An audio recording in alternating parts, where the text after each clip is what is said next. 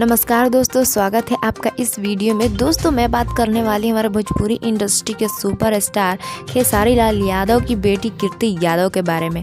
दोस्तों जैसे कि आप सब जानते ही हैं कि कीर्ति यादव पर जो गाना निकाले हैं पंकज, उसको लेकर के कितने विवाद हो रहे हैं। देखा जाए तो हर जगह सिर्फ इन्हीं लोग के चर्चे हो रहे हैं। ये पंकज सिंह तो बहुत गलत किए हैं, लेकिन खेसारी लाल यादव के फैंस भी कोई कम नहीं है और दोस्तों इस गाने को लेकर के देखा जाए तो खेसारी लाल यादव के फैंस बहुत ही भड़क उठे हैं।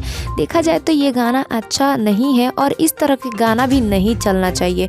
इसको लेकर के सारे लोग गुस्सा है ही पंकज पर, लेकिन खेसारी लाल यादव के ऐसे भी फैंस हैं जो बिहार में पूरा प्रदर्शन किए हैं। इसको लेकर के बहुत सारी परेशानी हो रही है, लेकिन फिर भी उनका यही कहना है कि खेसारी लाल यादव को इंसाफ मिलना चाहिए और उस पंकज को सज़ा मिलनी चाहिए कि दोबारा ऐसा गाना ना गाए।